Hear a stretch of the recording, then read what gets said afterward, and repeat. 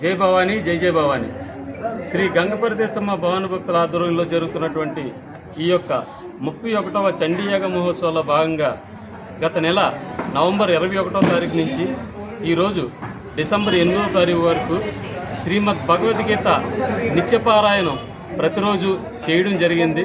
ప్రతిరోజు పారాయణం ఒక అధ్యాయం, అలాగే దాని యొక్క తాత్పర్యం కూడా ఈ యొక్క ఆశ్రమంలోని నా మరియు మా గురుభాని మద్దాల శ్రీ గారి ఆధ్వర్యంలో ఇక్కడ శ్రీమద్ భగవద్గీత కార్యక్రమం అత్యంత ఘనంగా ఈ యొక్క 18 రోజులు కూడా 18 భాగాలుగా 18 అధ్యాయాలుగా కూడా మేము ఇక్కడ పూర్తిగా నిర్వహించడం జరిగింది.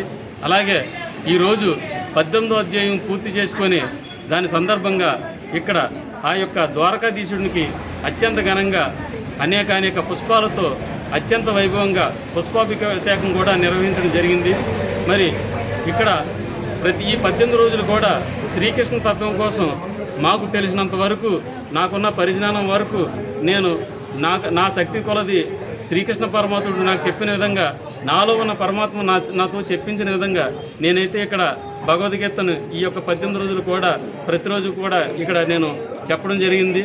మరి దానికి అందరికీ కూడా మా గురుభవాని గారు అలాగే మా భవనీయులు కూడా ప్రత్యేక శ్రద్ధాభక్తులతో ఈ యొక్క 18 రోజులు కూడా భగవద్గీతను విని వాళ్ళ మనసుల్లో శ్రీకృష్ణ తత్వాన్ని పెంపొందించుకున్నారని నేనైతే భావిస్తున్నాను.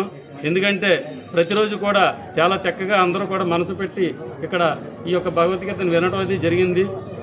మరి మేమైతే భగవద్గీత ప్రచారంలో భాగంగా మా గురుగారు అయినటువంటి బ్రహ్మశ్రీ ఎల్వి గంగాధర శాస్త్రి గారి ద్వారా ప్రేరణ పొంది నేనైతే మా ఆశ్రమంలో ఈ యొక్క భగవద్గీతని నేను చెప్పడం జరిగింది.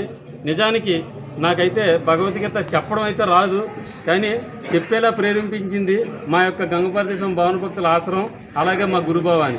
ఎందుకంటే నేను ప్రారంభించింది, నేను అనుకున్న సంకల్పం ప్రతిరోజు ఒక అధ్యాయం చదివి ఆ అధ్యాయం తలకు తాత్పర్యం చదువుదాం అనుకున్నాను. కానీ 3వ రోజునే అలా కాదు, ఈ తాత్పర్యంతో పాటు దీని యొక్క భావాన్ని అర్థాన్ని కూడా మాకు చెప్పాలని మా గురుభవాని గారు నాకు ఆదేశించారు. మరి ఆ 3వ రోజు నుంచి నాకేం జరిగిందో తెలియదు, కానీ నేను అలా చెప్పగలుగుతానని కూడా నేను అనుకోలేదు. నాకు తెలిసి నేను చాలా వివరంగానే చెప్పానని నేనైతే భావిస్తున్నాను.